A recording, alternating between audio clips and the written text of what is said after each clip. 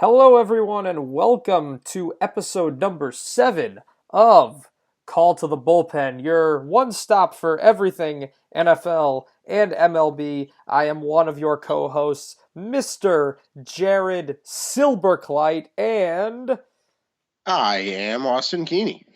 stupendous. Alrighty, week 1 of the NFL season is in the books, and there were 16 games this week. There are 16 games next week. We have an hour, so yeah, let's go. All right. So we kicked things off last week, week 1, opening night, Falcons versus Eagles, and it was a Thursday night game. It was an awful Thursday night game. I think that after all the concerns about the officiating and the rules and what's a penalty, what's not a penalty in the preseason, What's a tackle? yeah, exactly. What an auspicious start for the regular season. I mean, this is almost exactly what everybody was afraid of with all the penalties. And I mean, I think it was something like 17 accepted penalties, 25 flagged penalties, and really just an ugly performance by both offenses, by both quarterbacks. And yeah, not a very impressive showing from two teams expected to be top contenders in the NFC. No, and it was boring. It was not a fun game to watch. I was sitting around with a couple of friends watching the game, and it was something that we started playing poker during because we were just not enjoying watching a football game, which is not how football should be. So I'm sure the ratings were up just because it was opening day, but it was pretty bad.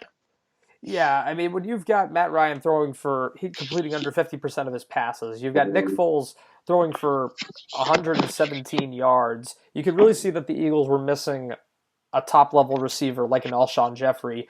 But on top of that, Nick Foles hasn't looked quite right in preseason and didn't look quite right in this game.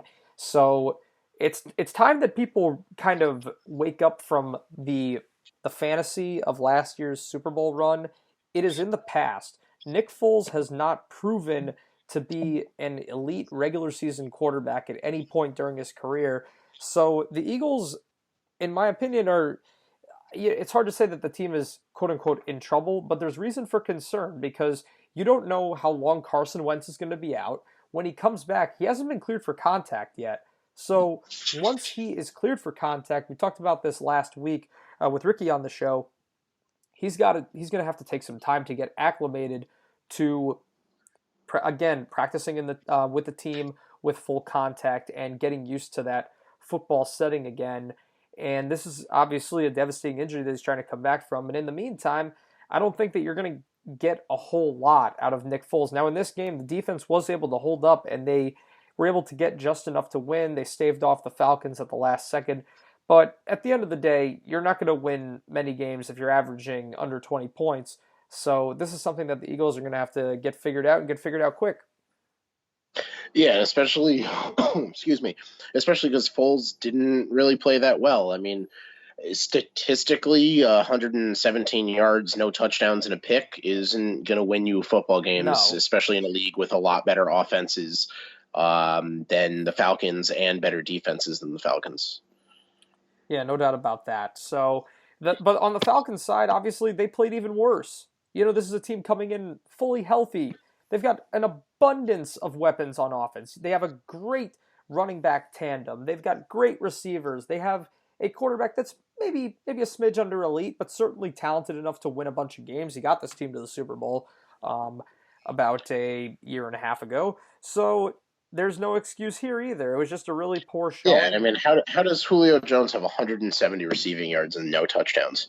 I mean, that's just either bad game management, bad quarterback, bad I don't know what, or just a bad football game in general. But I mean, to have almost 200 receiving yards and not put the ball in the end zone once is atrocious. Well, he certainly had a chance late. And Correct. I mean, 10 for 169 looks great on the final line, but for the 10 times they did hook up, there were 9 times where they failed to connect. So it could have been, obviously Ryan accuracy was not his friend on this night. So this really just wasn't a very impressive showing from either offense, and you you hope it's just that it's that first game, get it out, get the rust out of the way, and put it behind you. Now you're coming in with a bit of extra rest for week 2 for both teams because there was a ton of room for improvement here. Definitely a ton of room for improvement. But moving on to a little bit more exciting of a game, we'll go to the Patriots and the Texans. It was a close game, 27-20 in the Patriots' favor. I thought the Texans played well defensively. Tom Brady's Tom Brady, so of course he pulled it out at the end there. But I definitely think it was a close game. Some strong upside on the Texans. Other than, I don't think Deshaun Watson had the greatest game under the sun. Really, nobody on his offense helped. Lamar Miller broke 100, I believe, just under He got close 198. with, Yeah, 98. Yeah, I'm looking at that right now. But in my opinion, a good game on both teams. Like I said, definitely some strong upside for the Texans. The Patriots played well and pulled it off. Brady 3 touchdowns, a pick, 277 for yards.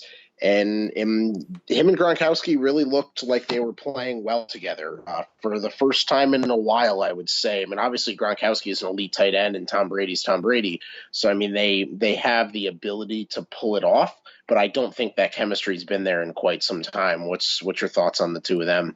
well, you've had Gronk battling injuries over the last couple of seasons, and there was so much offseason controversy. I mean, Gronk didn't play. He played one game last year, and he hasn't played. He had missed a couple games 2017, missed half of 2016. So it's been, and people, obviously when you start to rack up injuries and you start to age in the NFL, people assume that your career is coming to an end.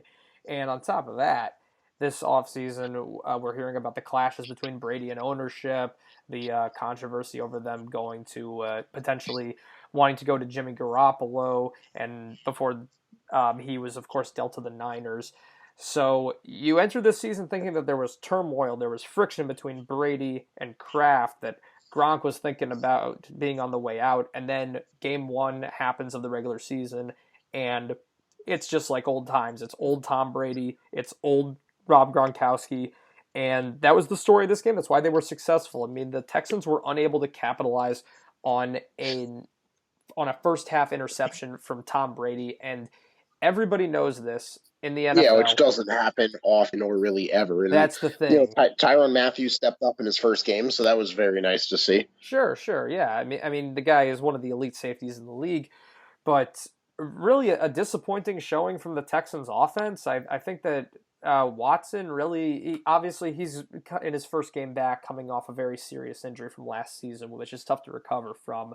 But this is a defense with a lot of holes, and especially when you get the turnover, you have to be able to capitalize, especially on the road, especially in Foxborough. We knew this was going to be a tough place to play, and the Patriots, obviously in the Brady era, have rarely lost at Foxborough.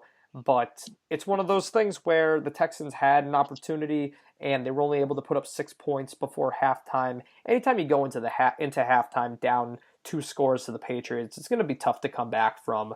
So they tried but fell short in the end.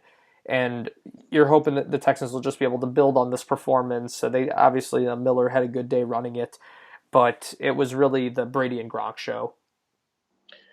Definitely. Moving on to Pittsburgh and Cleveland. What an ugly elephant in the room. Yeah, probably one of the ugliest games we've seen in a long time. Yeah, I mean, the Steelers came into this game. Obviously, locker room morale was in question with the whole Le'Veon Bell situation. Stuff like that is just a huge distraction for your locker room. And at the same time, you're missing one of not only your top players, but one of the elite players in the league, one of the elite running backs. Most people would say either Le'Veon Bell's the best running back in the game, or at worst, the top 5. So, I mean, however, other than locker room morale, I don't think they lost anything statistically with James Conner back there in the backfield. I mean, 135 rushing yards and 2 touchdowns are Le'Veon Bell kind of stats. Did it bring morale down? Were they not excited to go into this game because they're missing their best player? I don't know what the situation is there, but they didn't lose anything statistically. No doubt about that. I mean, as far as Connor goes, but I mean, his performance was great, but that really makes it look even worse for Ben Roethlisberger because the way he played. I mean, we got to hold his feet to the fire here because he lost this game for the Steelers, and I mean, yeah, Yes. it was a tie, but I mean, a tie is pretty much as good as a loss in the NFL. And it was really pretty embarrassing for the Steelers. The fact that they committed 6 turnovers. Roethlisberger was picked off 3 times.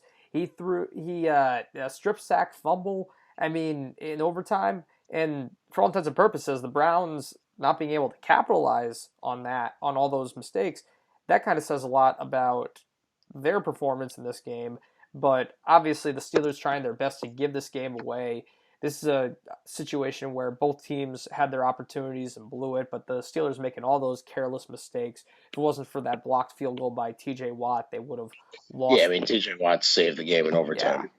and it also makes you think for Cleveland. Tyrod Taylor, a terrible performance, completing less than half of his passes. What if Baker Mayfield had played in this game? Would the results have been different? I mean, I don't know. It's hard to say because clearly the coaching staff in Chicago in Cleveland didn't think that Baker Mayfield was ready, and if Tyrod Taylor was ready and he didn't play well at all, what would Baker Mayfield have done? Would the result have been any different? Well, I think I honestly support the Tyrod Taylor start for the Browns. And I don't think they should change anything on that side. I think it's the first game of the season and he'll pick it up. I don't know if Baker Mayfield's ready, really. well, it's a self-fulfilling prophecy in Cleveland because with Hugh Jackson, he didn't play Baker Mayfield with the first team offense in preseason, and it's like this, okay? Best case scenario, I think best case scenario we can agree with Cleveland this year. Even with the improved defensive play, Myles Garrett obviously had a really good game, and the NFL admitted afterward that he shouldn't have been charged with a penalty on the roughing the passer call when he sacked Roethlisberger. But best case scenario with Cleveland, even with the improved defense, probably not winning more than maybe 6 or 7 games this year. I think that most people would say that's their ceiling, right? So you've invested your first overall pick in Baker Mayfield. Play the guy. See what he's got. What are you gaining by delaying it any further? Especially when you brought in Jarvis Landry, you got Josh Gordon coming back, and yeah, I mean you got to do trial by fire. You have to just throw him out there.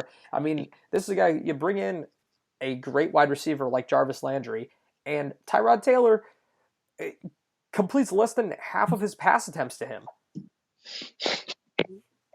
Yeah, I don't know. I mean, I don't think you're wrong with the trial by fire. Maybe throw him out there and see what happens. But I think Tyrod Taylor is the right move in this situation. I think Tyrod Taylor will step up and play a little bit better. I don't think he's going to be an elite quarterback, and I don't think the Browns, like you said, are going to win any more than 6 or 7. I honestly, I believe, if I can recall, last week I said that maybe they would be 500. Maybe go 8-8, and that's going out on a limb. Yeah, that's absolute. That's pretty much the peak. But correct. yeah, So, but even if they win 6 games, that's a big step forward for them. I don't think Baker Mayfield has it in him yet. Maybe they'll go 1 more, 2 more with Taylor, and if they continue to tie or lose, I mean, let's be honest. We're bashing Tyrod Taylor for not having a great game, but he just broke their losing streak of 17 games in a row. So we got to give them something. They do have the best start in the last 15 years of the Browns' history, I believe. Okay. Let's. I'm just saying. I'm just saying. Yeah, that's a very arbitrary phenomenally, statistic. but. All right. Let's just close it with this. A tie is nothing to be proud of in the NFL, and ties shouldn't even happen because let me just say this: the NFL wants to talk about how they don't do extra overtimes in the regular season because of player safety, but yet they want to throw out these players on Thursday nights when they get half as much time to prepare for a game as everybody else in the league. But that's okay. But we can't play an extra quarter of football to find out who should win and who should lose. You're going to have a tie in professional sports when you only have 16 games in the regular season. So that's my mini rant on ties. I think it's absurd that it's still a thing. I mean, what is this, soccer? Well, I mean, it is called football. Oh my. Oh boy. Austin Kinney, everybody. Yeah, pretty much. Okay. Anyways, so So yeah. moving over to Cincinnati and Indianapolis, I think that the Colts are not a good team at all. No. I know you feel a little bit differently, and Andrew Luck, yada yada. I don't think they're good. I don't think they have anybody other than Andrew Luck. I think the Bengals actually showed a lot of promise. I don't think they're going to continue to win games like they did last week. I think they can be a 500 team, maybe a little bit higher this Sure. year. I know you feel a little bit differently about the Colts and Andrew Luck. What do you have to say for that? Well, the Colts are not a good team, but I think that they have the potential to win a few games with Andrew Luck being back. The bottom line is they have a quarterback that's capable of leading the offense, quarterback that's obviously capable of throwing the ball down the field, getting the offense some points, and he had the Colts in position to win. The defense, gave away the game in the fourth quarter, but they entered with a 23-17 lead at home over a team with an improving offense. Let me just say, Joe Mixon adds so much to Cincinnati and makes that offense so much better, especially when you have an oftentimes mistake-prone Andy Dalton. Joe Mixon can really balance this team out and make them maybe even, if the Steelers continue to falter, maybe even a dark horse division contender. Dare I say? So No, I mean, I would hazard to agree with you. I said dark horse. I don't. Yeah. Yeah, I don't want to say it's a shoe in for a playoff spot, No, but no. you're right. I mean, Mixon had a phenomenal game, and the fact you also have AJ Green on the same field is great. Tyler Eifert is a good tight end. I don't think he's phenomenal, but I definitely think he's a good tight end. So I mean, if they continue to use him and exploit some of these defenses, I think they could pull it off. Andy Dalton just needs to take his time a little bit more and be a little bit more precise and not, like you said, make as many mistakes as he does. Well, sure, yeah, and then having AJ Green to throw to, obviously, you got one of the game's elite wide receivers, who's really we've seen this guy just go, above and beyond to cover for some of the erratic throws by Dalton. So I think that if they just, if they get a lot of production out of Mixon this season, this offense could be sneaky good, and I mean, they put up 34 here on the road, so it was a good showing from them. Definitely. Moving on to Buffalo and Baltimore. This was What an obviously a nail awful, biter, and I think awful, that, yeah, and probably a game of the year awful contender. Yeah, nail biter. Yeah, game of the year contender. Game of the year if you're blind and deaf and yeah, don't enjoy watching football. yeah. Um, They need to show this tape in like the first day of quarterback class and show no, everyone they what not to they're do. gonna put this in the Ripley's Believe It or Not museum. I mean, this was awful. They Absolutely. everybody just so everybody knows, Nathan Peterman had a worse quarterback rating in this game than he did in his game last season when he threw 5 interceptions against the Chargers. So Yeah. by our statistical metrics, he was worse in this game. 5 for Yeah, and 18, just for the 23. record, for the people who didn't watch it, since we didn't state the score yet, the Ravens beat the Bills 47-3. The score was 26-0 at halftime, and yeah, and it was 40-3 going into the fourth quarter. Yeah, and Peterman wasn't even a quarterback. I mean, honestly, they could have. I don't even know who their punter is, but they could have put their punter out, and that would have been better off. Well, yeah, and then they threw in Peterman was Allen, awful. they threw in Allen. Allen didn't. Yeah, and Allen didn't play great even when he came in. He didn't throw an interception, so that makes him better than Peterman. He didn't throw an interception. I think Great. Yeah. Well, they need to he change was his. still he was still 6 for 15. He was still atrocious. No, he wasn't good at all. And this goes to the point of, in the preseason, what did the coaching staff, I mean, think about what you had to have, the lack of faith in Josh Allen, how bad he must have been that they felt that Nathan Peterman was the better option to go with here. I mean, and now, Yeah, or but it's just poor coaching. yeah, no, that too, and it's just like the Browns thing. But to the Bills' credit, I will give them this. This was freaking atrocious. However, um, talking about the trial by fire a few minutes ago, they are going to Josh Allen this week. They are making an immediate correction after realizing that. Now, granted, let me just preface it with this: Nathan Peterman is obviously much, much, much more horrible than Tyrod Taylor will ever be. I actually don't even think Taylor is like one of the league's worst or anything like that. But credit to the Bills for at least throwing Josh Allen in there, because even though this season could be a nightmare, you need to find out one way or the other. You have to find out, was this a good investment? Do we need to get another quarterback, or is this our guy for the future? So he's going to have that opportunity. And I mean, this was a bad start for him, but he's going to have the opportunity. And good on the Bills for giving him the opportunity. I really hope he Sure. steps up, in this coming week. I think he could be a good quarterback. Unfortunately, he's facing the Chargers this week. And that's a good defense in itself right there. So it might be an issue facing a good quarterback, a good defense this week too. But hopefully he takes this opportunity and runs with it and plays well. I wish him nothing but the best. But either way, the Bills are not good in any way, shape, or form. No. Just for some stats on that game, Flacco, who's also not a good quarterback, 236 yards, 3 touchdowns, no interceptions. Really didn't have a lot of big numbers out of certain guys. He spread the ball around. I mean, the Ravens did what they always do, which is capitalize. Their defense played top notch. They've always been a well coached defense. John Harbaugh is a great head coach, one of the best in the league, and they just kind of they took care of their opportunities as far as capitalizing on the turnovers, and Flacco spread the ball around. You kind of have a bunch of medium level receivers in Baltimore, so that's how they're going to get it done. You really don't have a lot of guys on there Michael Crabtree, who is a few years past his peak. You don't have a lot of guys that are really going to light up the scoreboard. The Ravens, although they put up 47 points, it's more of a reflection of just how the way the defense played rather than the offense just utterly dominating. So that's Ravens football, though. This just happened to be a situation where they faced a completely incompetent offense, but they're not a team that's going to score like this all the time.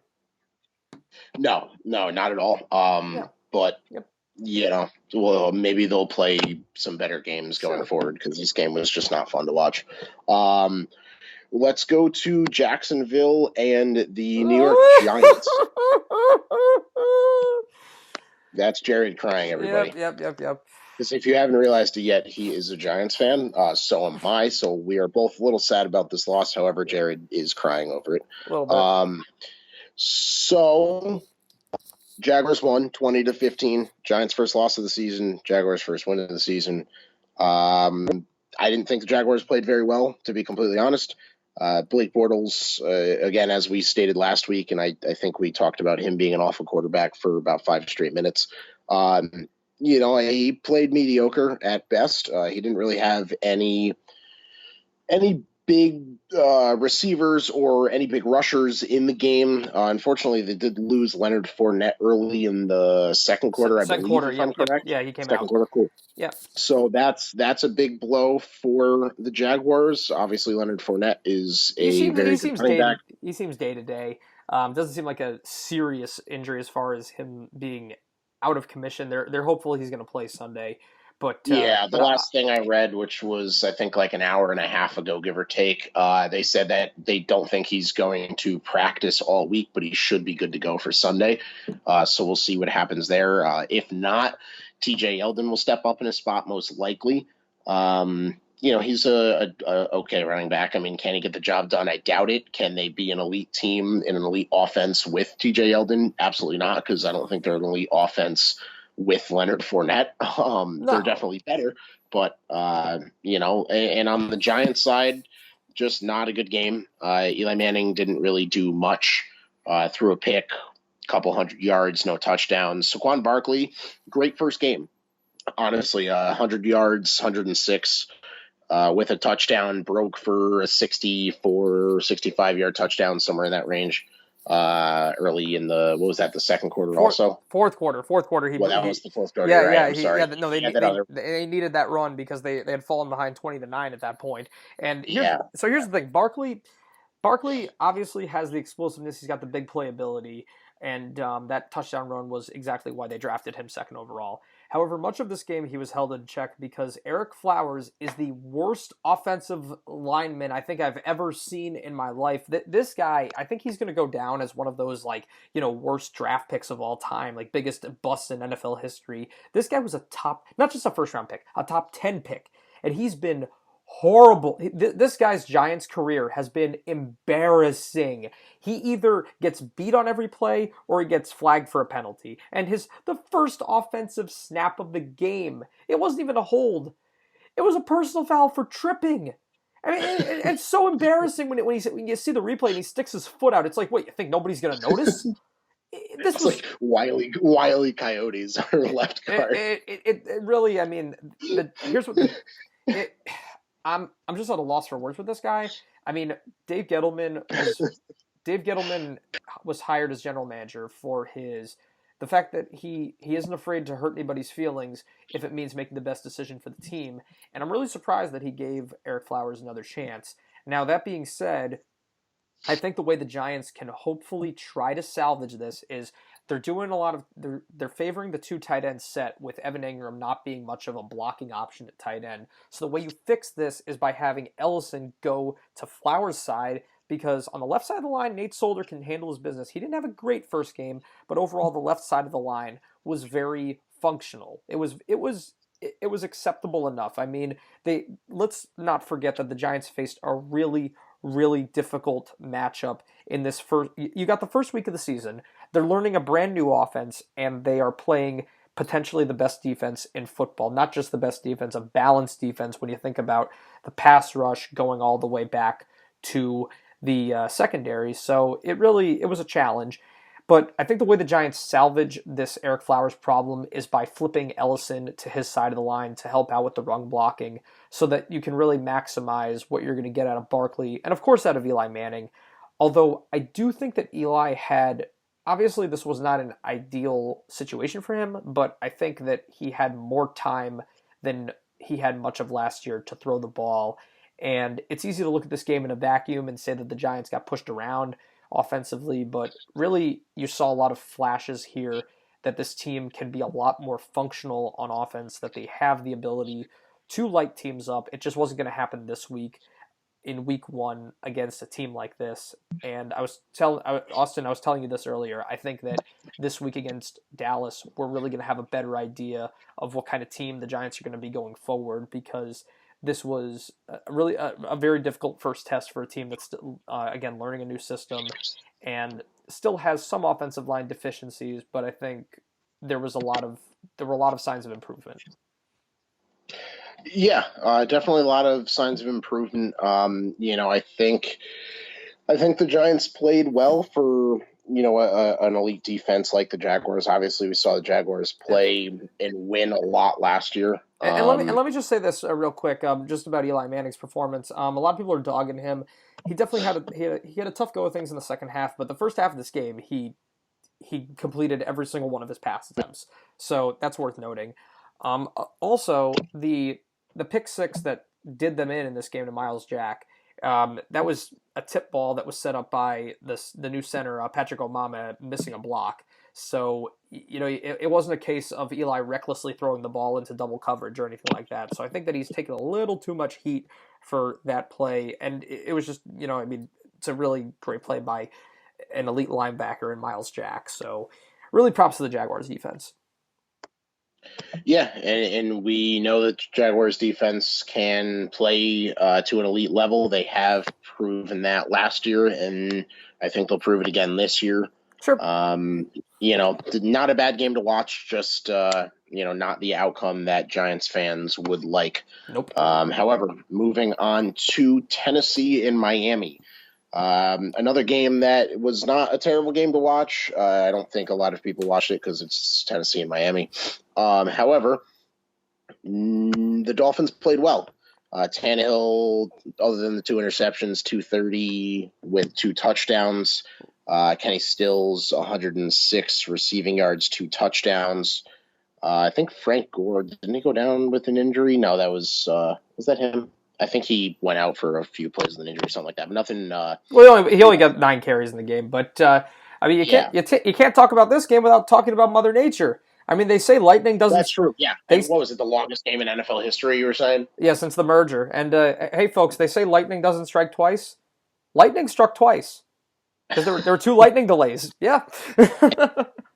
Yeah, the game went for 7 hours and 40 something minutes or something absolutely ridiculous. Yep. Yeah, game ended at like And 8:30. and your old man was at that game, wasn't he? Yeah. He doesn't like being called old, but yeah. Well, My I mean, yes. he's old. My father is a newfound Miami Dolphins season ticket holder.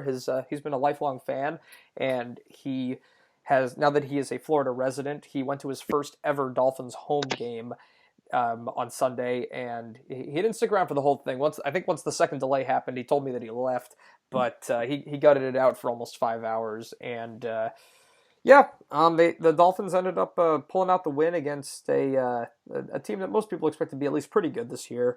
Obviously, playing in a competitive division, but Mariota left banged up, along with Delaney Walker, who was carted off the field in the third quarter. So the Titans heading into a big divisional game against the Texans this week.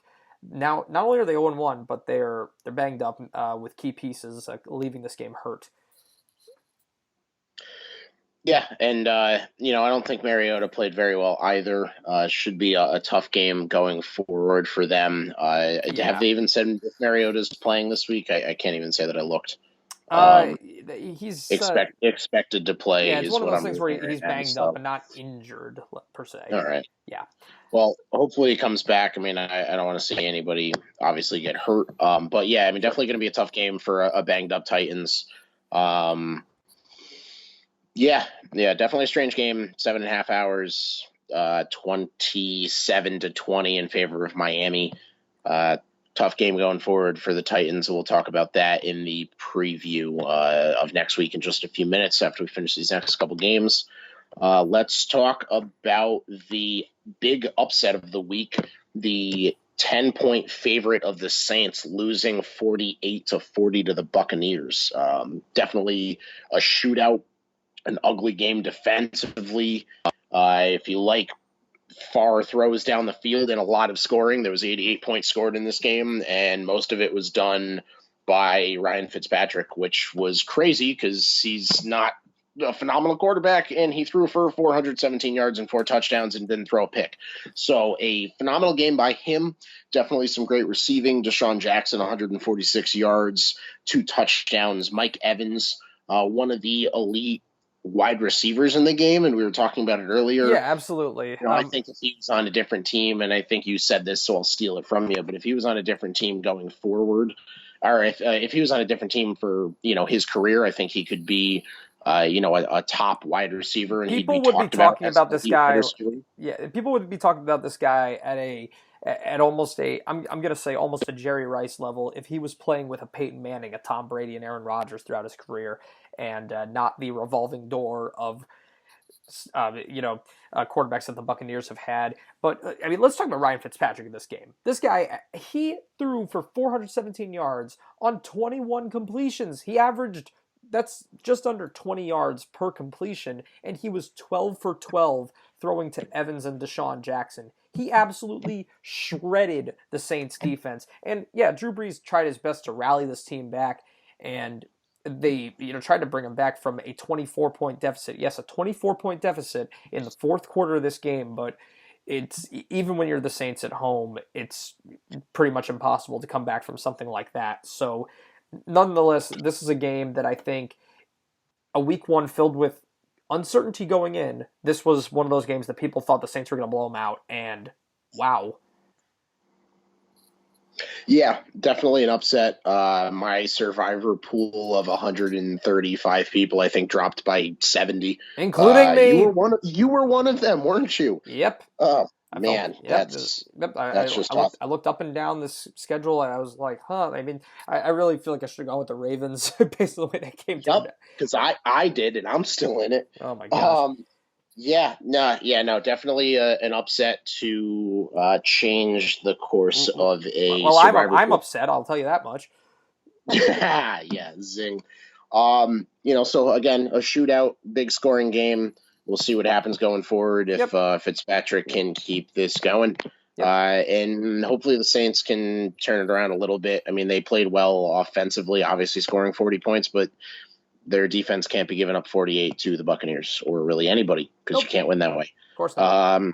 Minnesota beat San Moving Francisco. on to, yes. Yep, 24-16. This I think was pretty much as advertised with Kirk Cousins. He had a good first game. You know, he hooked up with Thielen, he hooked up with Cook, he hooked up with Diggs for a touchdown. And I think with Dalvin Cook here, you know, they had him in a tandem situation with Latavius Murray. So they really, I think this is a good situation to kind of ease Dalvin Cook back into the offense where you're not talking about bringing a guy back from a season-ending injury and then asking him to put the offense on his back. You've got now a reliable quarterback. You have a pretty deep receiving core. You've even got another decent running back here to ease the, ease the workload a little bit, at least to start. I think that obviously what they're hoping for is that Cook will build himself up and get to a point where hopefully he can be the primary back going forward. Because if they get the kind of production that they expect out of him, this could be a really, really great offense. Definitely, and good. It's nice to see Cousins come out with a lot of doubt behind him and play a good game. I mean, he put up 244 yards and 2 touchdowns, so definitely nice to see him come out and shoot right out of the gate. Like you said, I mean, Cook 40 yards rushing, nothing great. Murray 42 yards rushing, again, nothing great. But they are easing them in. Thielen, again, talking about him as a top wide receiver for another year, I guess. So we'll see if he keeps it going like he did last year. Yeah, 102 receiving yards is great on his. So and let's talk a little bit about Harrison Smith too. One of the game's great underrated defensive players. 2 turnovers, interception with 1:35 to go in the game to seal the deal, and recovered an Alfred Morris fumble. So big performance from him. Jimmy Garoppolo with 3 interceptions in his first game of what will be his first full season as an NFL starter. So it was a tough matchup. He had a pretty poor performance, but it was against a quality defense on the road. So I think that he came into this season with a little too much hype based on 5 meaningless games last year. So it's time to come back down to earth a little bit. yeah, and I believe if I'm correct, Harrison Smith won Defensive Player of the Week. I can look that back up, but I believe I saw that earlier. So just touching base on that, congrats on him for week 1. Sure. Great defensive play, good offensive play, and let's see if the Vikings can keep it going and get a little farther than they did last year, which, I mean, they made it far, but not far enough. But yeah, good game, enjoyable game to watch, and good luck to them next week. So next up, let's talk about the Chiefs. The Chiefs beat the Chargers on the road. Yes, they did, 38-28. And my boys, Patrick Mahomes, Tyreek Hill, led my fantasy team to victory against my significant other, who's a Chiefs fan. She's not very happy about me beating her with 2 of her players. Travis Kelce did nothing. Kareem Hunt really didn't do much fantasy-wise. They held their own, but nothing too phenomenal. But Patrick Mahomes, what a start. First game of the season, first game as the head honcho under center. No more Alex Smith over there. 256 yards, 4 touchdowns. Tyreek Hill had 169 receiving yards, 2 receiving touchdowns. He also returned a punt in the first quarter to put them up 7-0. Their defense, which I am still worried about and was worried about to start the season, played well. Not great. I mean, 30 points is still a lot of points to give up. They won because they scored more, and that's how football works. But they definitely need to be a little bit better going forward. They're still struggling a little bit with injuries. Eric Berry's still out, I believe. Other than that, it was not a bad game, even on the Chargers side. Not a terrible game. Phil Rivers, 424 passing yards, 3 touchdowns, and interception. Keenan Allen proving that he's one of the top. 108 receiving yards, a touchdown. Melvin Gordon, 102 receiving yards. A little bit of garbage time points there. But, we'll give it to him. We'll give him the benefit of the doubt. not Yeah, I mean good that they they're still don't have Joey Bosa. I mean, yep. Joey Bosa, I believe, is still out. I don't think they know if he's coming back yet. So that's tough. They definitely need to get him back. But I mean, they are playing Buffalo next week, so they aren't really in too much of a peril. That's true. I mean, this was really impressive for the Chiefs. We said that they were going to go one way or the other this season, and this is a team with obviously it's an aging defense, it's a questionable defense. We've got injury concerns already, so I think it's really going to be up to Patrick Mahomes whether or not this is going to be a playoff team or not. And oh my, did he make a statement in this game with 4 touchdown Yeah, passes, no interceptions, 256 yards on only 15 completions. So he really lit up the Chargers defense on the road too in his first start in his first full season as the Chiefs starter. So it was a great showing from him, especially again in a game where he didn't get a lot of production out of Kareem Hunt. So he really put the team on his back here, and they were up 31-12 going into the fourth quarter. And then Rivers gets some garbage time points. Obviously, this is a team that's still got a lot of talent on it with Melvin Gordon and Keenan Allen being an elite running back and an elite wide receiver to complement a very good veteran quarterback in Phil Rivers. So I've no doubt the Bolts will be able to rebound from this, especially when they get Bosa healthy. But obviously today was all about the Chiefs' kingdom. definitely. And it'll be fun to see Patrick Mahomes going forward. I think I'm going to be pulling for them behind obviously the Giants this year for one reason of fantasy and two for Sarah. But definitely fantasy points. Enjoyable to see Patrick Mahomes lighting it up and Tyreek Hill getting me some more. So keep on going, boys. I'll take that fantasy win for our fantasy league, which I think I'm playing you this week. Now that I think about it, You are, we can, yes, yeah, look at that. Let's yeah. go. All right, and the Kansas City Chiefs will fall to Saquonda forever. So I'm counting on Yeah, going. that's not true. Did you even I win don't your even league know if I points? could. Can I even say my team name on air? Is that allowed? Uh, it depends on the way you say it. It depends on the way you enunciate. Yeah, we'll keep the enunciating for another time. Then we'll hold off. All iTunes right. doesn't like that. Yeah, it's Uh, not so not family friendly, everybody. So not yeah, family we got friendly. potty mouth Austin Keeney over here. If you're wondering what my team name is, you can check out our Facebook page and you can message us directly, and I'll let you know because iTunes doesn't like when I swear, which is Exa- why I'm trying to stay clean here, gentlemen Clean and lyrics, ladies. clean lyrics. Yep.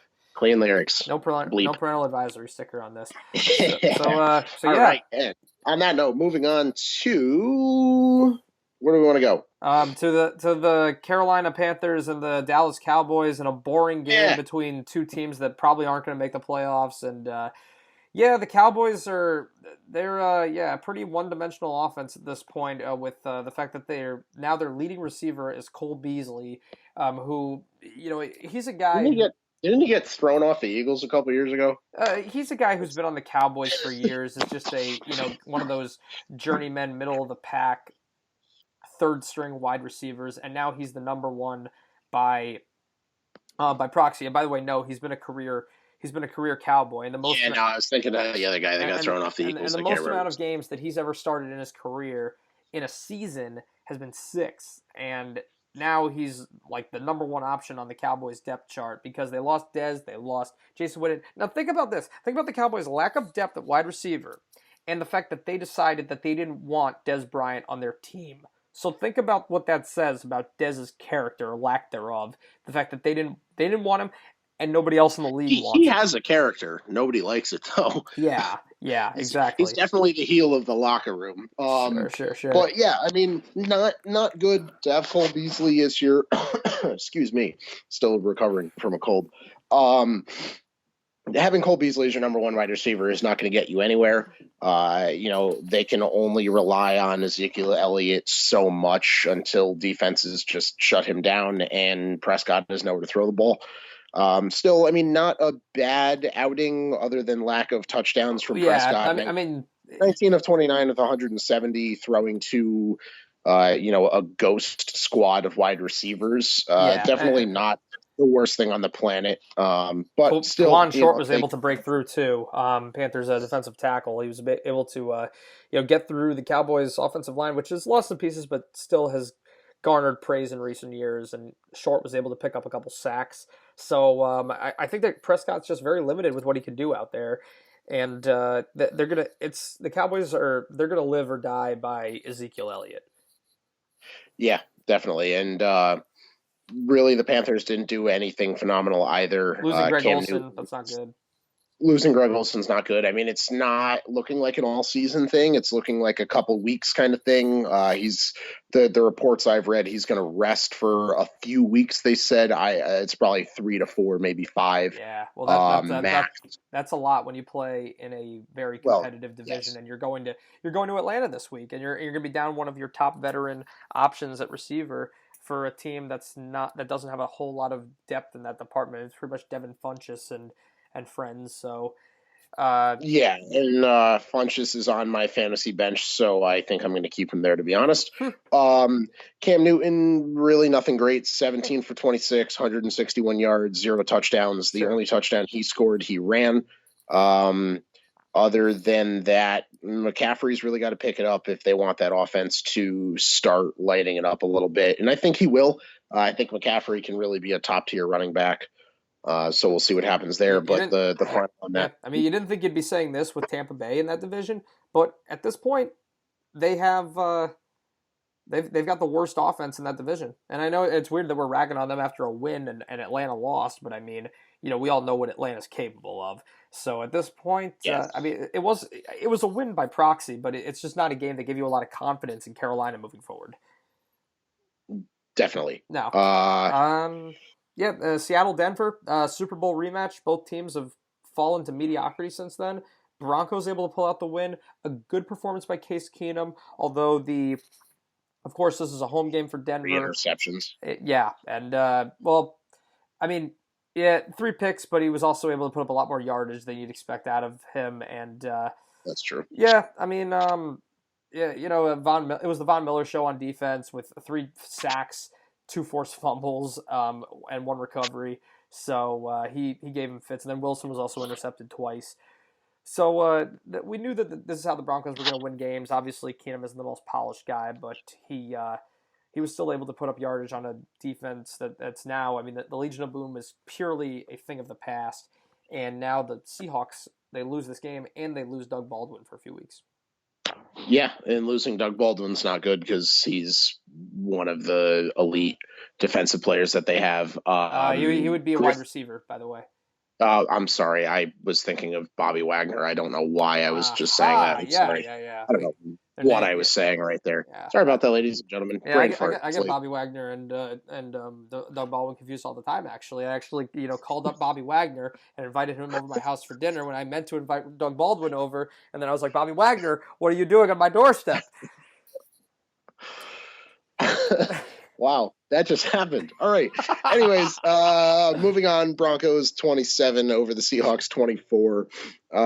Green Bay and Chicago. The Aaron Rodgers comeback of comebacks. Phenomenal game by Aaron Rodgers, missing part of it due to a left knee. I think it was left knee injury. It was his left knee. They had to put in Deshaun Kaiser for a little bit, and I was saying, Like his third throw. yep, I was saying this to you over the phone earlier. I mean, this game, it was like, if you've, watching professional wrestling, WWE, they've done this thing in the past where it's like they'll have a tag team match where one guy, one of the faces, will get injured, and his partner has to go it alone in a handicap match half the way, and then all of a sudden the other guy limps down the aisle and jumps back in for the heroic comeback, and that's pretty much what Aaron Rodgers was able to pull off here. It was a huge rally. I mean, you're down 20-0 at home to your most hated rivals and one of the most historic rivalries in NFL history. And not only that, but you had Khalil Mack, who was playing out of his mind, and it had exactly the type of statement performance that you would expect after being traded away from his home, Oakland. He was like the heart and soul of the Raiders defense, and then he's showing them why they made a mistake by getting rid of him. And next thing you know, Aaron Rodgers he seizes the spotlight and he finishes one of the great comebacks in recent memory. Yeah, and great game to watch. Obviously, a little sad in the beginning. I was out watching this game with a friend of ours who's a Packers fan, and she was quite upset when he went down. I wanted to leave the bar that we were at, didn't really want to watch the game anymore, and then he came walking back out in the field like Goldberg and really lit it up and made it enjoyable to watch, throwing some deep throws for touchdowns. Randall Cobb with a phenomenal short pass reception and running it for 65, 75 yards, something in that range, for a late game touchdown. And for them to pull that game off was awesome. Khalil Mack, though, great first start, like you said, for the Bears. Sad on the Oakland Raiders for getting rid of him. Obviously, when the chemistry is not there, don't force yourself to continue it. But definitely a great game for him on defense. And we should see that more often, seeing as he's an elite defensive player. So, No doubt. And speaking of things getting sad for Oakland, well, I guess we'll wait a little bit because that was the late Monday game. But first up, we're going to go to the Monday night doubleheader. Neither God. one of We these have to. neither one of these games looked all that sexy on paper. But I'll tell you who was sexy. Sam Darnold, baby. I mean, his first pass of his career, a pick six, and then he recovers Yeah, from was that. bad. He recovers from that, proceeds to go 16 of 20, and 16 of 21. yeah, well, 16 to 20 after the pick, and Well, then after, after the fair. pick, and then he absolutely shreds this Lions defense. It's like so.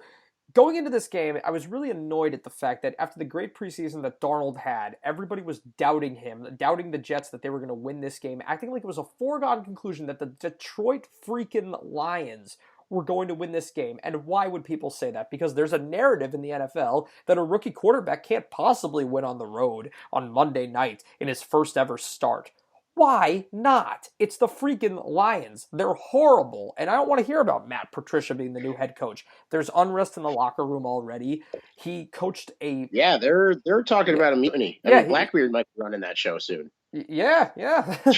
Might be. Oh, wait, Blackbeard's already running that show. Matt Patricia's doing not good things over there. He didn't coach a good It's defense. definitely getting a little scary over there. To be honest, I picked the Lions to beat the Jets in our Pick'em League, not my Survivor League like you are out of. God, salt in the wound. I picked the Lions to beat the Jets. I was wrong, clearly. They stomped all over them. They walked into the zoo and they poached the Lions. It was bad. Yeah, and I mean Matt Patricia. Let me just say this: I'm so glad the Giants did not pick him. I think Patricia might have declined actually. He might have turned down the Giants, but I'm just glad that they didn't wind up together because I wasn't sold on this guy. He didn't coach a good defense in New England. A lot of Bill Belichick coordinators, pretty much all of them, have not experienced success as head coaches elsewhere. And he didn't coach a good defense in New England. They won because of Belichick, and even with Belichick, of course they won because of Belichick. It's Belichick. Again, this Patricia-led defense was porous the last few years. So I didn't have any confidence that he was going to be able to turn it around in Detroit, where they're just lacking so much talent on defense, and it showed in this game. They got lit up. They got shredded by Darnold. They got shredded on the ground. It was just embarrassing. Completely embarrassing. Your home opener, and that's what happened. So, but the Jets, let me just say this, defense played great. Offense well-rounded, and it's a game where everybody was saying, like, oh man, the Giants really made a mistake not getting Sam Darnold. And I mean, to that I say you have clearly a great running back and a quarterback who showed he was great in this game and might have the potential to be a franchise quarterback. So, you just got two great top three picks who are proving so far to be worth the top three selections. Definitely, and good win on the Jets. We'll see if they can keep it going forward. They have some tough matchups coming, other than Miami because it's Miami. Yep. But definitely, we'll see if they can keep it going and see if Sam Darnold can really prove himself. We'll move on to the Rams and the Raiders. That was the late Monday game, and the Rams won 33-13. The Raiders looked awful. John Gruden looked awful. Derek Carr looked pretty bad too. Yeah, it just wasn't good. Derek Carr, other than the 300 yards, you can look at that and say, wow, he threw for 300 yards. He also threw three interceptions in the game, and they lost 33-13. So, not a good game on the Raiders' part. Great game on the Rams' part. Great defensive plays. The Rams' defense is looking good, like we thought they would. Marcus Peters, the new addition, uh, through a intercepted pass from Derek Carr, one of those three. So definitely good. Yeah, I mean the Rams got off to a very slow start offensively. Jared Goff didn't have a good first half. Todd Gurley barely got the ball, and I was thinking, they're going to get Gurley more involved. They're going to turn this around in the second half. They went into halftime down 13-10, and they did turn it around. They wound up getting the production that you'd expect out of Gurley, and Goff spread it around decently, and they outscored Oakland 23-0 in the second half. And it was just an embarrassing look for John Gruden, who, he's coming in with getting a 10-year contract for $100 million. He's making more than a good amount of the players on the roster, and then he goes and says, like, oh, Khalil Mack didn't want to be here. Raw, it's my way or the highway. And that's no way to win a locker room over when, it seems to me that he made Khalil Mack feel unwelcome with this team, and goes and gets rid of him, trades him away. And especially it's demoralizing when you go and play the Rams in the first week, who during the preseason, they had a contract situation with Aaron Donald, and they ended up paying him what he was worth. So if you're the Raiders, you're just thinking, my gosh, that like they took care of their guy, we didn't take care of our guy. So a very demoralizing game in a lot of ways. But yeah, that about takes care of things for week one. And now 1 hour into this show, we're gonna get into our week two picks. What do you got first? All right, well, we got Baltimore versus Cincinnati. This has historically been a very physical rivalry between two teams that like to get down and just fight. I mean, these games in the AFC North are always really vicious, especially, um, well, I would say especially when the Browns aren't involved. But I mean, yeah, Ravens Bengals has been a good rivalry in recent years. I think that the Ravens looked like the more polished team last week, and I think overall they're just a much more disciplined team defensively than Cincinnati. Although I do think that the Bengals offense could, again, like we talked about with Joe Mixon earlier, has the potential to be a little bit more explosive than Baltimore, but you have two very iffy quarterbacks, so I think it's going to come down to the defensive play, and on that note, I like Baltimore. Yeah, no, definitely with Baltimore and Cincinnati. I think that Cincinnati will pull this one off. Maybe just because they're at home, they get a little bit more of an advantage, but I'm just not. I don't have a lot of trust in Joe Flacco to constantly win. I don't want to say last week was a fluke. I think they're a decent team. They do have a very good defense. But if Mixon keeps playing the way that he does, AJ Green keeps saving Andy Dalton, and the Bengals play well again, I think they can pull it off. I don't trust Joe Flacco in Baltimore to win this one. Oh yeah? Well, maybe Joe Flacco doesn't trust you. You ever think about the fact that he might be listening to the show right now thinking, man, this Austin guy is full of baloney. We are going to win. Hey, Joe Flacco, if you're listening right now, go like our Facebook. He Give wants us an a shout autograph. out. Yeah. That's what he wants to No, say. you know what? I don't even want an autograph. I still don't trust you. You're not a good quarterback. Just Wow, listen to my say that show. to Give his me a and face. share it. I will. Okay. Anyways, let's move on. Green Bay and Minnesota. I think we can both agree on Minnesota this week. I think we talked about it a little earlier. Oh, wait, you're flipping your I pick? Oh, man. Wow. I love Aaron Rodgers, and I don't want to ever doubt Aaron Rodgers because he's Aaron Rodgers, and clearly when people doubt him, he does things like last week. Sure. However, he's a little banged up, and who knows how stoned he'll be on pain meds. We'll see what happens again, like Oh, that my God. post game interview that he was on. But I don't know. Minnesota's just looking good. They're looking real good, man. Yeah, they are. They're a very complete team, one of the most complete teams in the NFL right now. And I just think that Chicago, they're a developing team. They're a team with the potential to be good, but they're still not all the way there. And I think Minnesota is. So I think that they'll be able to capitalize on some of those opportunities that Chicago just wasn't quite able to finish the job with against the Packers in Week 1. So even if Rodgers plays, I think that the Vikings are going to be a little too much for them to handle, and they'll be able to take advantage of that Green Bay defense. Next up, we've got Carolina and Atlanta. Man, this is just the week of the divisional battles, isn't it? So, Yeah, if you look all the way down the map, it's mainly divisional battles, to be honest. yep, yeah, exactly. Yeah, so I think Atlanta's going to beat Carolina. They're coming into the game this game with extra rest. Carolina is going to be down Greg Olson, and like we talked about before, I just think Atlanta has a lot more upside offensively. They're a tough team at home, and yeah, I think that they're gonna, especially with that extra rest. I think that they're gonna be able to put up some points here. I'm not sure it's gonna be like a. I'm not gonna predict a blowout or anything because I think Carolina has a pretty, they've got a good enough defense to cause some havoc, but I do see Atlanta winning this game by about 10 points. I was going to say anywhere from the 7 to 10 range. Yeah, Maybe a touchdown, but I don't see it being any more than 10, honestly. Yeah, I don't know. Carolina looks beat up. They're hurting. They're beat up. They don't have a lot of guys. They don't have a lot of weapons. We said it before. McCaffrey's a great running back, but other than that, especially losing Greg Olson, Funchess is not a top tier tight end. So. sure. Next up, we have the Browns at the Saints.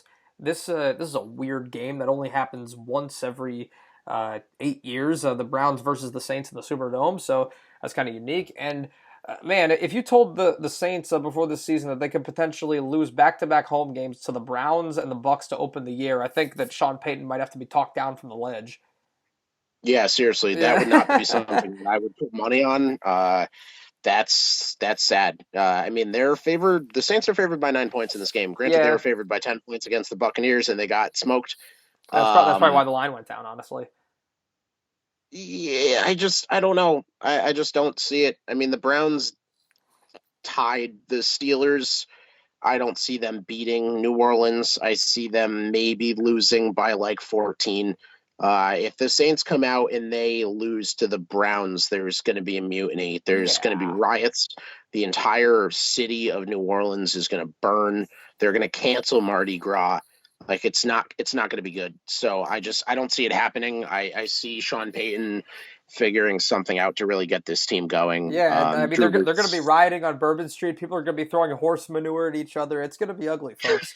So, no, but yeah, in all seriousness, it's like okay, the Browns, yes, they tied the Steelers, but the offense looked horrible in that game. oh, awful. Tyrod Taylor looked terrible, and they couldn't capitalize on 6 turnovers. Now you're going into New Orleans, who it's like you can't just look at the fact that the Browns tied and the Saints lost in a vacuum because the Saints still put up 40 points. They still score a lot on a regular basis at home. Never mind the fact that beating the Saints twice in a row at home is very rare, especially when the team has this many this high number of weapons on the offense.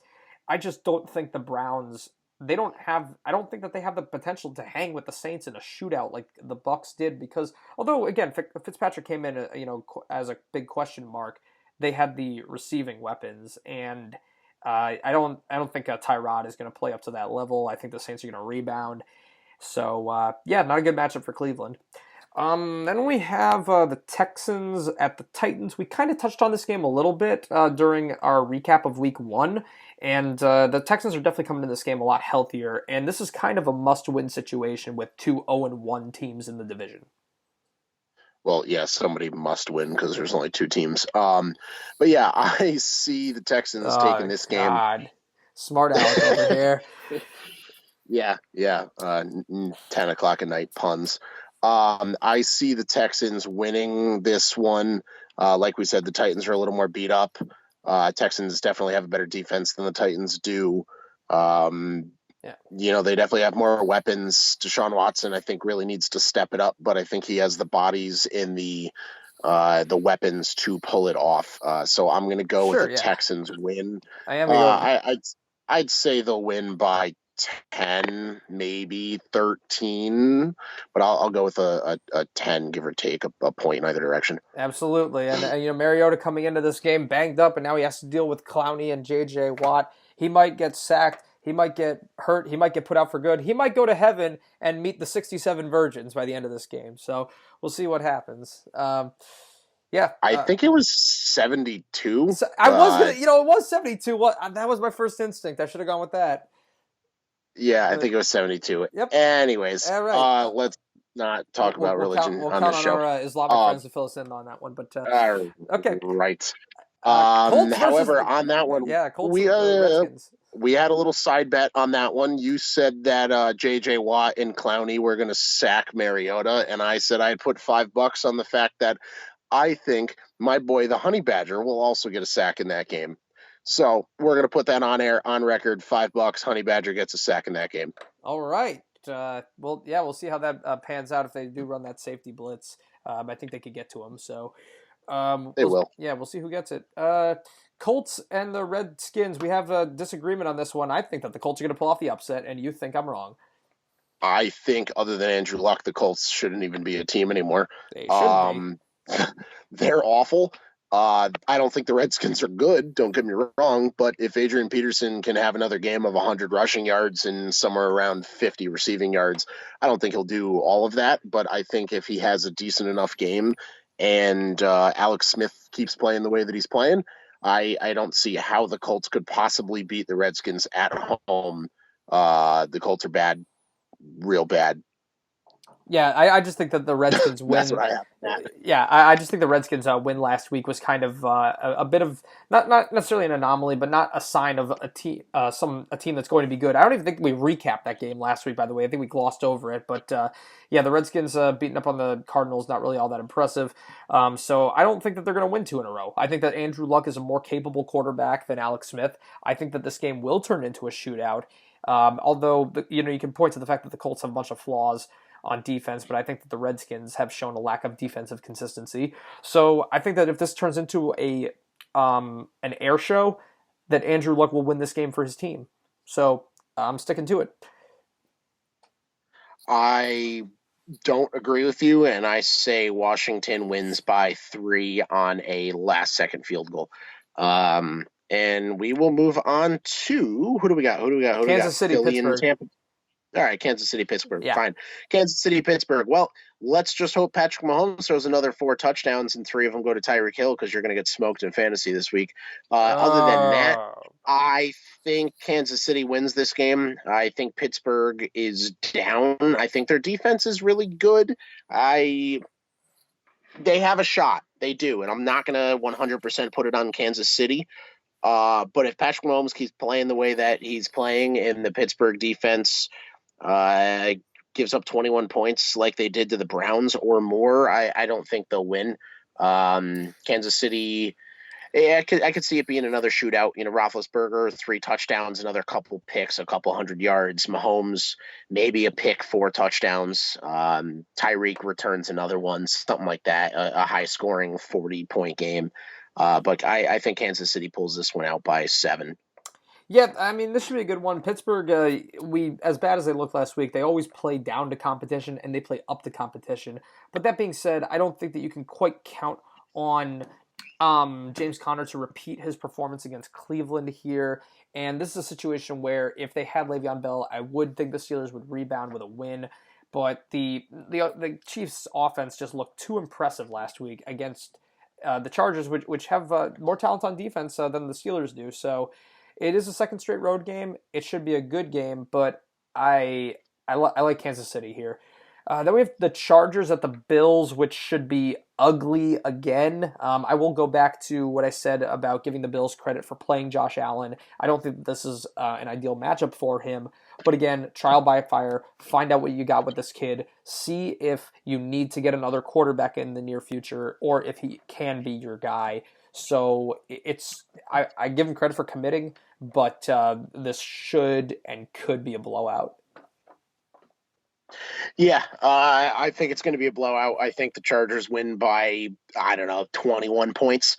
Their defense is good. They get Joey Bosa back. This could really be a Buffalo scores 3 kind of thing.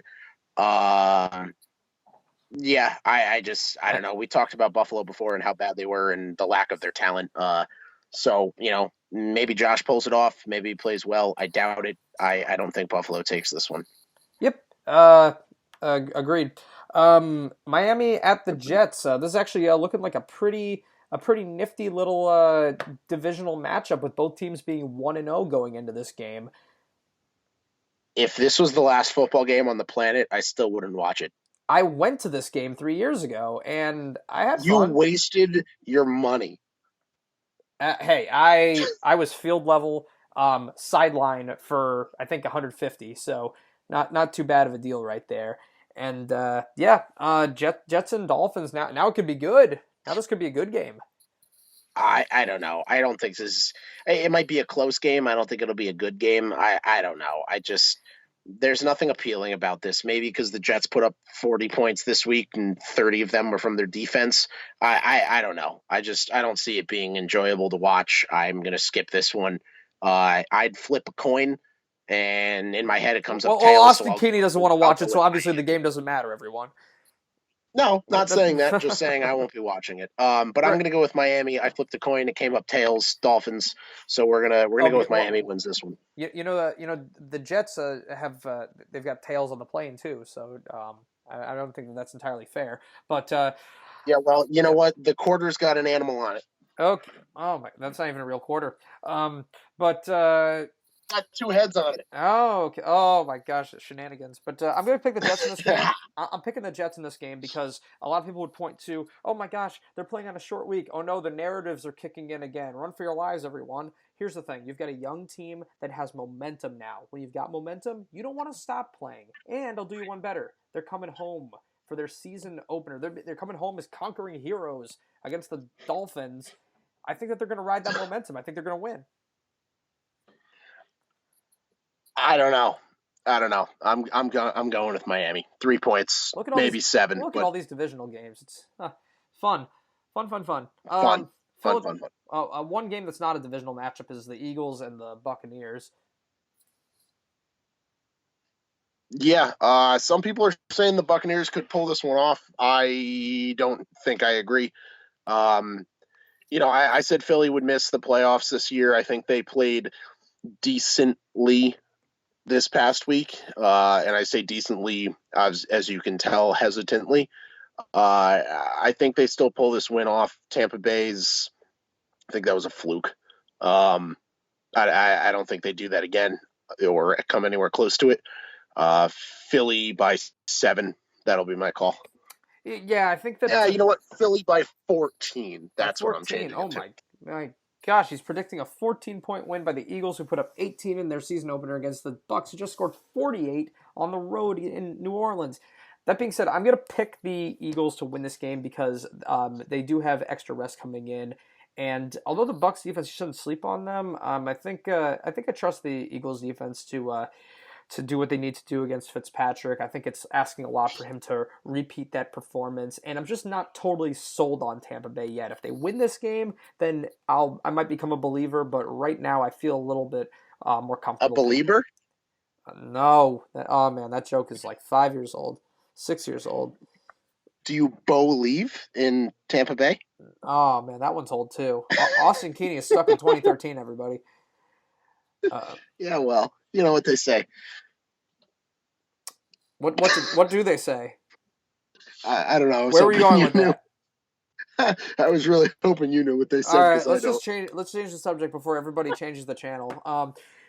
Arizona Cardinals at Los Angeles Rams. You've got the team that scored 6 points against the Washington Redskins versus the team that just put up 33 points in Oakland. What do you think is going to happen here? The Rams have their first home game of the season, and they're a Super Bowl contender, and they have a stacked roster on offense and defense, and the Cardinals have Sam Bradford starting. So I think they win 50-3. 50-3.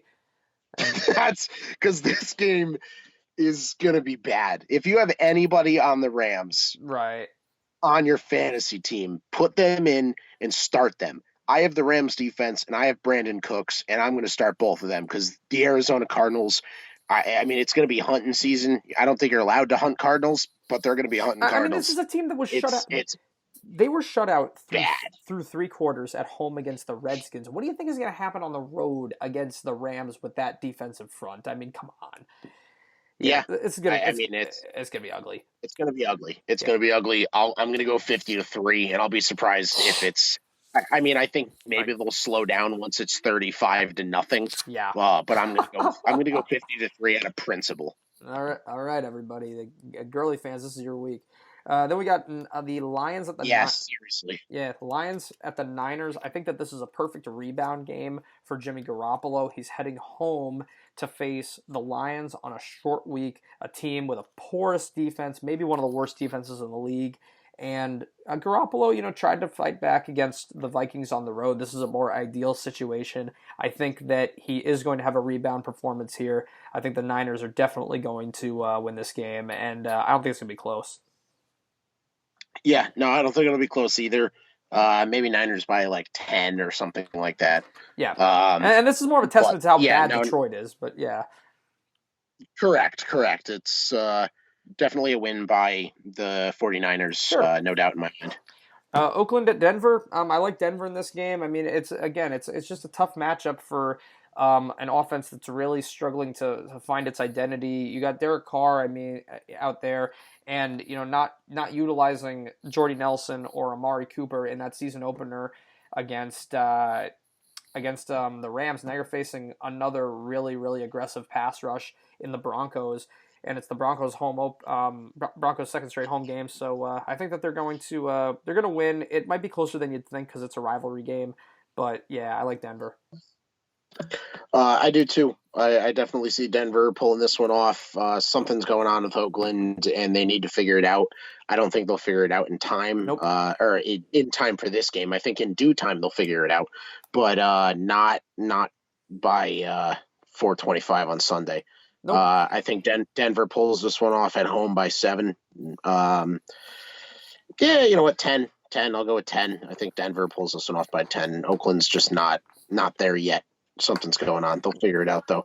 Let's move on to New England and Jacksonville. This is looking like the game of Uh, the week, right? I mean, it's a rematch of the AFC yeah, Championship honestly, I game. Yeah. mean, great offense versus great defense, and vice versa. Mediocre offense on New England on Jacksonville, with beat Question. up Leonard Fournette and a mediocre quarterback. And New England's defense isn't great, but they clearly pulled it off against Deshaun Watson. So I think New Yeah. England wins this one. I like Jacksonville. I enjoy their defense. I think they're a great team.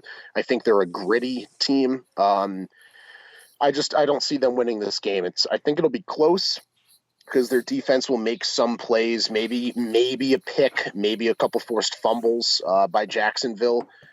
So I think they'll keep it close. I don't think Brady will really beat up on them, but I Yep. definitely see this one going to New England. Yeah, I agree. I mean, New England is just a team that it's tough to hold them to under 20 points, and 20 points I think is enough to beat the Jaguars in this game. Maybe they 20. 20 points is enough to beat the Jaguars in any game. Well, they did score 20 against the Giants, but I mean, I just don't think the Jaguars offer enough offensively, especially with Fournette coming into this game beat up. And I think that Brady could definitely have his problems with this defense, but I also think that he'll do just enough to win the game. And yeah, I just I don't trust Bortles in this situation, and I they're don't gonna trust Bortles ever. right, exactly. So it's just hard to see them outscoring New England in this game, although they are playing at home. So yeah, I like the Pats to go to 2-0. Then we have Giants and Cowboys. How many times have you heard this? Giants at Cowboys, Sunday Night Football in September. This seems to happen every single year. And yeah, I mean, it's a good game. It's a must-win situation for both teams. At least it feels that way, just because you don't want to start 0-2 in the NFC East. I think that the Giants are going to win this game. I think that Dallas is just they're a little too middle of the road on both sides of the ball. And although it's not a porous defense, it's definitely a defense that where the Giants were unable to finish the job against Jacksonville. I think that they will be able to have those opportunities that will put them over the top and get those touchdowns in this game through the air that will ultimately make the difference. And really, I hope that they use Saquon out of the backfield. That's one thing that was missing in the Jacksonville game. I'm looking forward to seeing that. Although I'm not looking forward to DeMarcus Lawrence lining up against Eric Flowers. That is not a good matchup for New York. Yeah, Eric Flowers is going to get pummeled in this He game, but sucks. I I yeah, to put it lightly, I agree with the Giants winning this one. I think Dallas is only favored because they're at home, Yeah. but I don't think they're going to pull this one off. Their offense just isn't there. They don't have anything offensively right now, unless Ezekiel Elliott somehow literally annihilates the entire Giants defense. Giants by I don't know, maybe three It's to all seven. it's always a close game with them. It usually comes down to the final drive, so I'm expecting that once again. Yeah. Yeah. So, and then Seattle, we will move Chicago. on. I believe this is our last game to Seattle and Chicago. Monday Night Football, baby. Uh, yeah, this could be interesting. I could see Chicago pulling this one off just out of the lack of defense Seattle has. I think And a now few lack of years ago offense. could really and a lack of offense. Yeah, I mean, I think a few years ago we could really say Seattle by like 14 just because they wouldn't let the Bears even score. Oh, sure. But I don't see this one going in Seattle's favor, especially at home. Khalil Mack, I mean, probably the best defensive player on the field. As long as the offense of Chicago can hold up, I think they're going to win this one. Yeah, I would agree with that. And I mean, Russell Wilson is now down his top receiving option, the guy who's been his top receiving option for the last several years. And especially for a team without a reliable running game, they really rely on Wilson to do it all. And not to mention the offensive line is a train wreck. So that's in even, that's also a very unfavorable matchup. So I think that there are just enough things working in Chicago's favor, especially the way the offense was able to play against Green Bay. They're showing marked improvements. So I think that this is a really good opportunity to rebound and get their first win. So yes, Seattle going to 0-2 here is what I see happening, and yeah, and that does it for our week 2 picks. Sorry guys, another baseball less episode, but yeah, not really a whole lot to. I mean, we're kind of talking earlier about how the pennant race in MLB has more or less remained the same. We're really on the AL side just kind of figuring out who's going to wind up hosting the wild card game between the probable wild card game between the Yankees and the A's. Yeah, and the A's losing Shawn Manaea is not a good thing for them Yeah, for the yeah. season. And just to touch base on a few baseball things of the day, Oakland did just beat Baltimore 10-0. And congrats on the Boston Red Sox. They just won their 100th game of the season. And Alex Cora They've is the already they've first already rookie coach to have what? and they've already clinched a playoff spot. So Correct. yeah, Yes, they already clinched the playoff spot. Thank you for cutting me off.